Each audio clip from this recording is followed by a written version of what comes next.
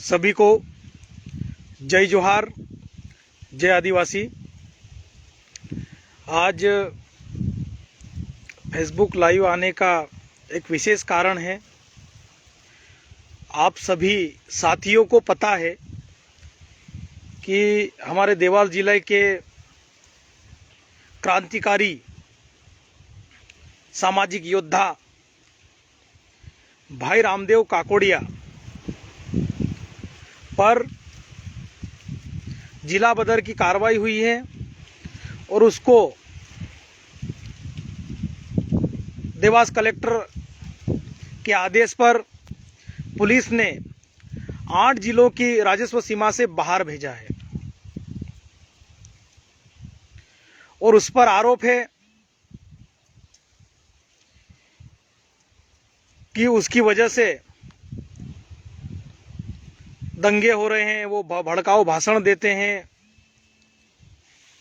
बहुत सारे आरोप लगाए गए उन पे। उन्होंने शांति भंग की है, बहुत सारी चीजें, झूठा आरोप उन पर, हमारे साथी पर लगाया गया है। रामदेव काकोड़िया के बारे में बताना चाहता हूं मैं। वो एक ऐसा आदिवासी नौजवान है, उससे कई बार मिला हूं मैं, उसके विचार सुने हैं, उसका दर्द हमने समझा है कि जब भी आदिवासी क्षेत्रों में आदिवासियों के ऊपर, दलित पिछड़ों के ऊपर अगर कोई अन्याय अत्याचार होता है तो रामदेव काकोड़िया हर वक्त उनके साथ खड़े होते हैं। आज देवास के माननीय कलेक्टर महोदय द्वारा जिस प्रकार से उन पर कार्रवाई की गई, उन पर आरोप लगाए गए, जो आरोप लगाए गए हैं वो उनके व्यक्तिगत नहीं है। समाज के लिए उन्होंने आंदोलन किया, समाज की आवाज उठाने वो गए। नेमावर की घटना है, उसमें सीहोर जिलों की घटनाओं का जिक्र है। नेमावर की घटना पूरा देश जानता है, पूरा प्रदेश जानता है। और अगर ऐसी जगह सामाजिक लोग नहीं जाएंगे तो फिर कौन जाएंगे। और मैं माननीय एसपी साहब, देवास जिले के माननीय एसपी साहब, देवास जिले के माननीय कलेक्टर साहब को कहना चाहता हूं कि आप किसी के दबाव में एक तरफा कार्रवाई न करें। जिस प्रकार से रामदेव भाई पर कार्रवाई की गई है, हमको उस बात का दुख हो रहा है। और वही 18 तारीख को एक लेटर खातेगांव एसडीएम ने निकाला है, 111 का नोटिस दिया है और रामदेव को 7 जून को पेश होने के लिए बोला है।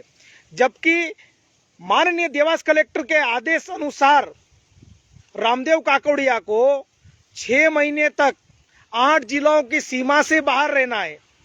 फिर 7 जून को कैसे उपस्थित होंगे वो? और उसमें उस लेटर में स्पष्ट लिखा गया है कि अगर 7 जून को रामदेव काकोड़िया उपस्थित नहीं होती है तो उनके खिलाफ गिरफ्तारी वारंट निकाला जाएगा। मतलब पूरी दूर से, सब दूर से हमारे नौजवान साथी को रोकने का प्रयास किया जा रहा है, उसको डराने का प्रयास किया जा रहा है।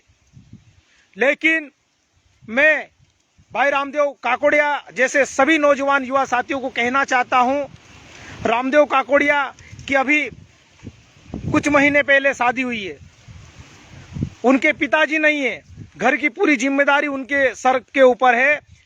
उसके साथ ही घर परिवार को साथ में लेकर एक क्रांतिकारी योद्धा नौजवान साथी अपने परिवार के साथ साथ समाज के हक अधिकारों के लिए लड़ता है। आज उसका वीडियो देखकर मन बहुत विचलित हुआ। मां के चरण छू रहा था और उसके आंसू निकल रहे थे। लेकिन रामदेव भाई, आप समाज के लिए लड़ रहे हो, आपने कोई बहुत बड़ा गुनाह नहीं किया है।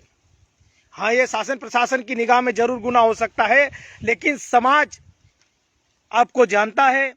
हमेशा आप समाज की लड़ाई लड़ते हो, हमेशा दबे कुचले लोगों की आप आवाज उठाते हो, और इसी के बदले शासन प्रशासन और जनप्रतिनिधि नहीं चाहते हैं कि रामदेव काकोड़े जैसे युवा समाज के दबे कुचले लोगों के साथ खड़े हो जाए। किस प्रकार से देवास जिले में हो रहा है, यह हमको अब पता चल रहा है। रामदेव काकोड़िया को और भीम आर्मी के साथियों को पहले तथाकथित संगठन से जुड़े हुए लोगों द्वारा थाने में उनको पीटा जाता है, मारा जाता है, और उसमें वो बोल रहे हैं कि इन्वॉल्व थाने के लोग भी हैं। उसके बावजूद उन पर कोई कार्रवाई नहीं होती है। कार्रवाई उन पर होती है जो बेवजह जिसको जेल में डाला गया, जिसको बेवजह पुलिस थाने में मारा गया, और आखिर में वहां से भी उनको तसल्ली नहीं मिली तो उन्होंने जिला बदर कर दिया। उसके बाद 111 का नोटिस दे दिया। मेरे युवा साथियों, मैं आप सबको कहना चाहता हूं कि रामदेव काकोड़े जैसे लोग बहुत कम घर से निकलते हैं और अपने समाज के, अपनी जान की परवाह किए बगैर, अपने परिवार की चिंता किए बगैर लोगों के दुख दर्द में शामिल होने वाले लोग बहुत कम होते हैं।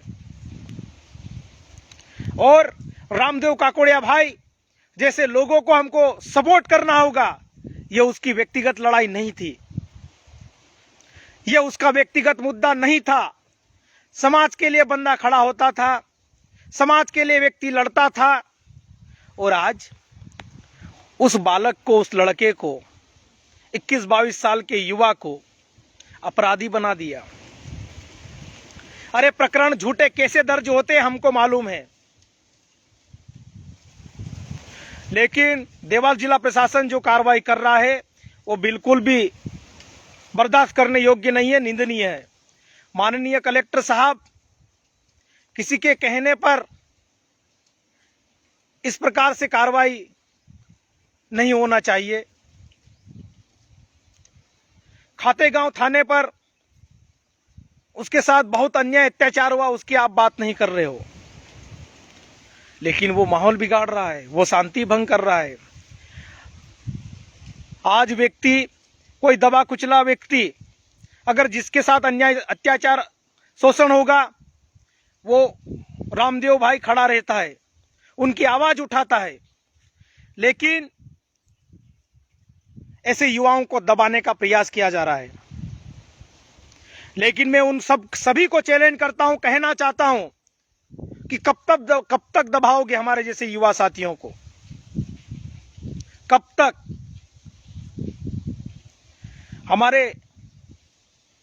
हमें कहावत कहते हैं, मैंने कहीं सुनी है कि बीज को जितना मिट्टी में दबाओगे, जितना नीचे दबाओगे, उतना जोर से वो निकल के बाहर आता है। हम वही बीज हैं। रामदेव भाई को किसी भी प्रकार की चिंता करने की आवश्यकता नहीं है।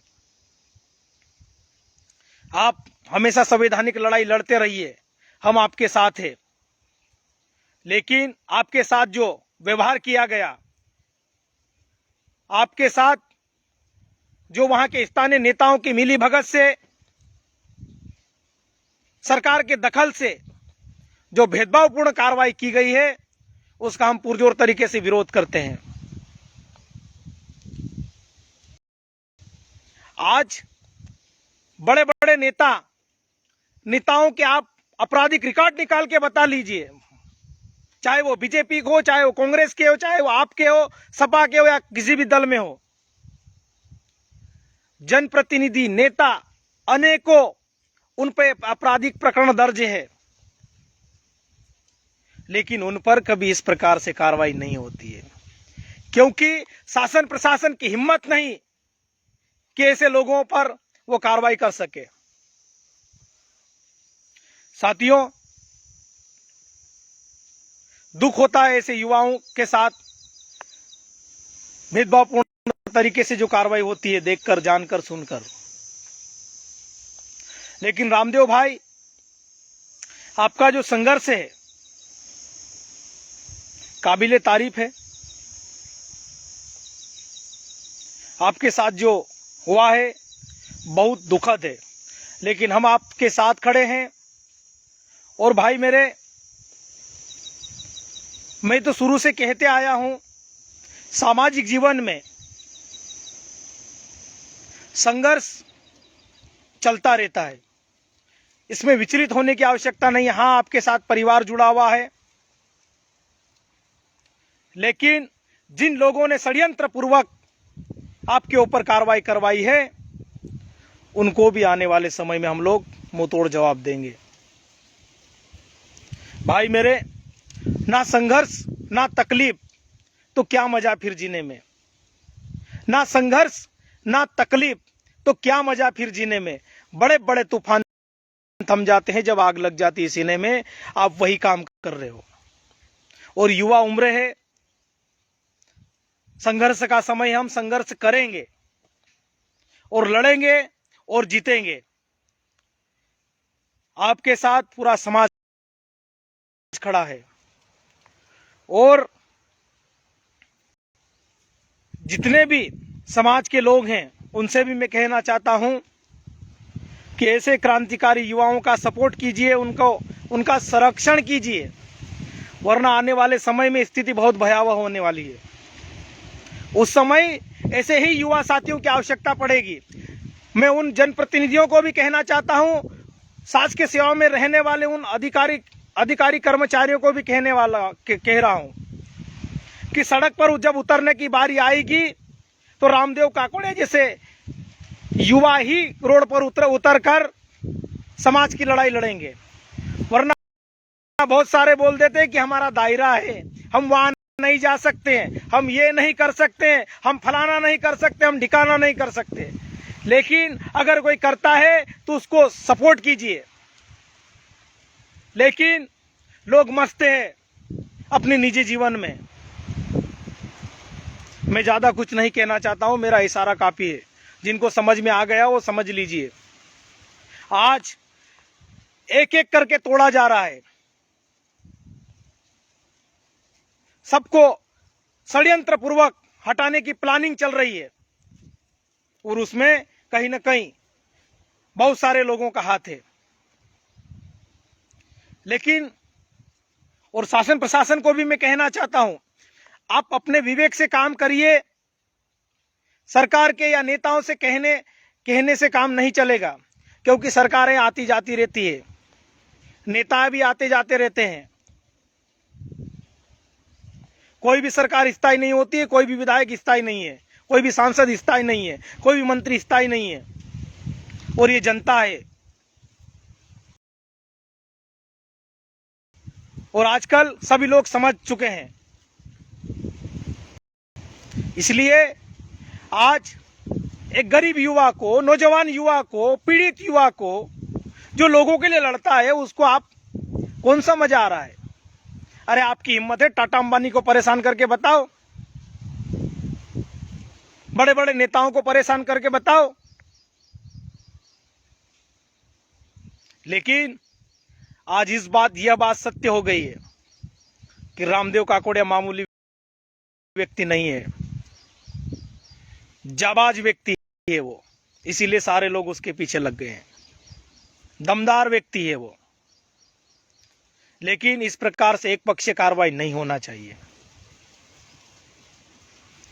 शासन प्रशासन नहीं सुनेगा, सरकार नहीं सुनेगी किसी पीड़ित की,